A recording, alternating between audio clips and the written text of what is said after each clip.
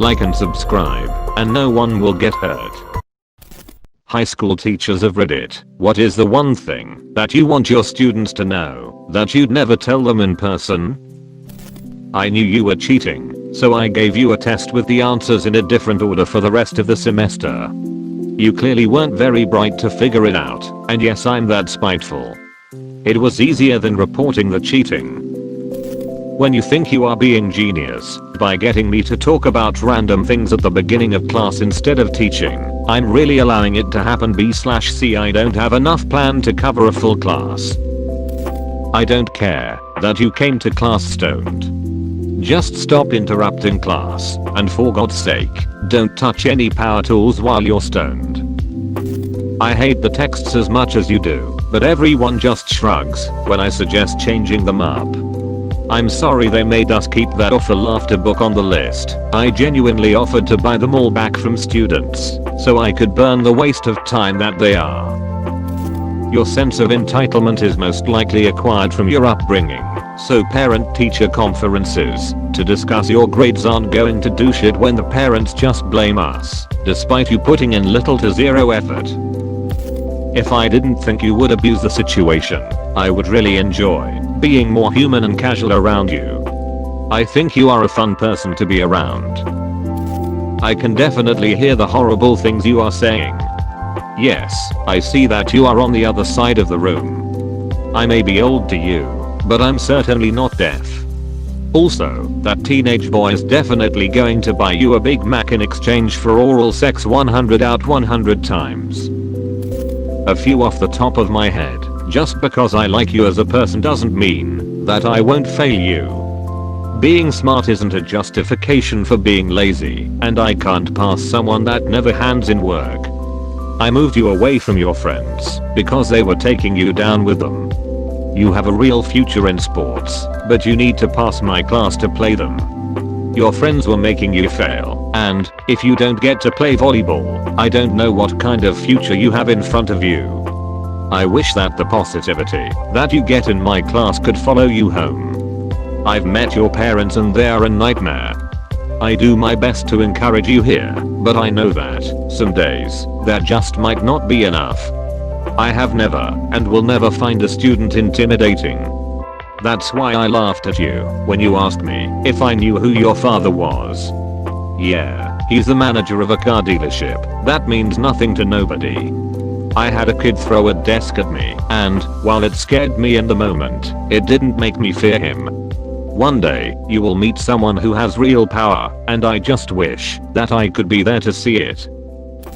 I taught after school care/summer school for a year, and I want so badly to tell them that now is a great time to find out who they are and to stop parroting what they hear other people say. 2. Stop trying so hard to make Jamie like you and be your friend, because even though you and Jamie have been friends since pre-K, people growing apart is normal and Jamie is a manipulative minge. Muffin. 3. I kept Owen and other troublemakers close to me in class because giving them just a little positive attention was infinitely preferable to giving them all of my attention in a negative light. Plus, maybe they just needed someone to listen and give them one-on-one, which I'm happy to do for. It's useless saying it, because it's not going to make a difference, but this week's crisis won't matter next year or maybe even next week, and it certainly won't matter on your deathbed. One of the most valuable lessons I can teach you is to fake looking busy. If we are supposed to be working on an assignment or reading, or whatever, and you see me coming your way, at the least, have a piece of paper on your desk and a pen in your hand and some shit on your paper, and then I won't bother you. If you have nothing going on, and can't even be bothered to make it look like you're trying, I'm heading your way. This lesson will be invaluable with eventual bosses someday. I don't know if there's an exact quote I'd use, but I wish I could let my students know how dumb they look sometimes. And how they need to relax and stop taking themselves so seriously. I also frequently find myself wishing I could rag on kids' clothes/hairstyles that they've obviously put way too much time/money into, but these thoughts only cross my mind when they are being assholes. That's the pettifessional/petty stuff I'd say. I could think of something much more wise, but it's my lunch break and Friday and my brain is fried from trying to keep these assholes together a week before finals. Sort of late to this party, but I often want to tell my students to enjoy themselves more and worry less. And I guess I do tell them that pretty often, but what I really wish I could communicate is that it's perfectly natural to break the rules and be a little more reckless at their age. This would be pretty irresponsible of me to tell them as kids need their teachers to be role models of good impulses, not bad impulses. But sometimes I want to. Kids today seem very frightened of the future and don't want to take chances, especially when it comes to having fun. I don't blame them, based on the environments they are raised in. Also, if they have an A+ in my class, they can make a low F on the final and still wind up with an A. I teach middle school, not high school, but for me, it's that I know shit sucks at home. I see it every day when you come into my class. I see the tears you're hiding, the pain behind that class clown smile, the emotional fragility behind your tough guy persona. I know exactly what it's like to come from a broken home. I wish I could do something, but until you come to me, all I can do is try and let you know, with a look, a smile, a subtle turn of phrase, that I'm always there for you when you need an ear or a shoulder. I teach special needs 11 to 14-year-olds and I tell them that growing up is going to be hard for them, and not everyone is going to be as understanding or patient as a staff at our school and they need to learn to reel it in sometimes. I'd also tell them how precious and wonderful they are, even when they drive me mad asking the same question over and over. They might not have the same advantages as other children, but their gifts are just as legitimate as any other child's. Some of them might not know how to flush a toilet, but they sure can draw a perfect replica of the Death Star. Some can't remember their own birthday, but they smile every morning and say how happy they are to see us, and it's just lovely. I love my job. Edit. Oh my goodness, thank you for the gold. I had a really bad day today, not because of the kids, they are lush, and this has made my day. That is a male teacher. I can't be the best teacher I want to be. I won't be able to have a private conversation with my students, but I'll always ask to keep the door open or have another student in hearing distance.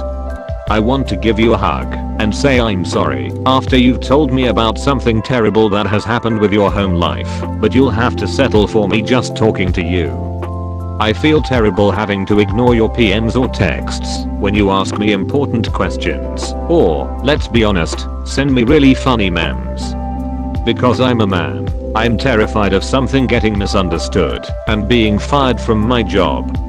And then on top of that, being branded as something horrible for the rest of my life as a result.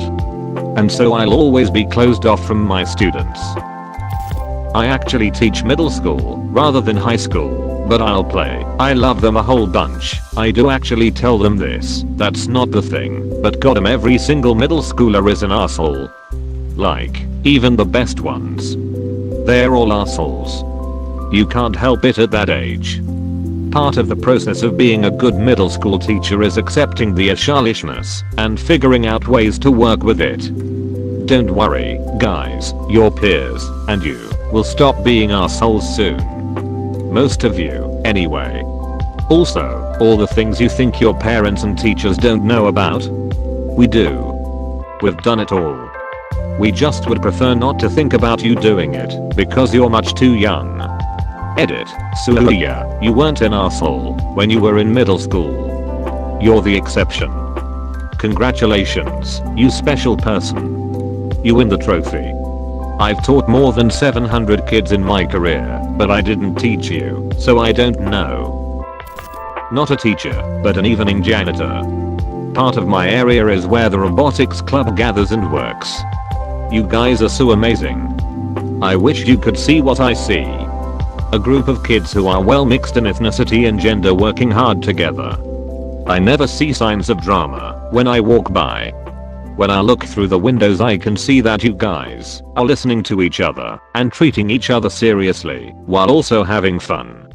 When you guys leave at night, your room is my favorite room to clean. It's always so clean already, and I get to look at your projects and see what all that elbow grease is doing.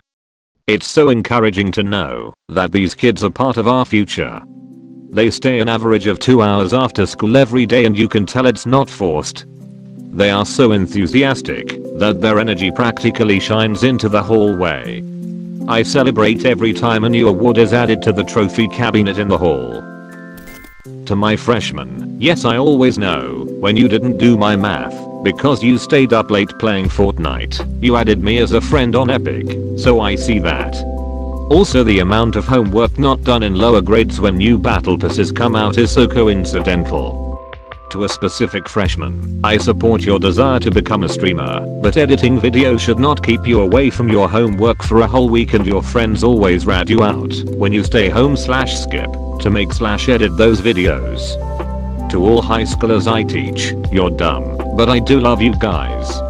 I'm not stupid, and while I know you cheat on your homework, I don't care, since it's only worth 10% of your grade and you're foregoing the practice you can get before the test.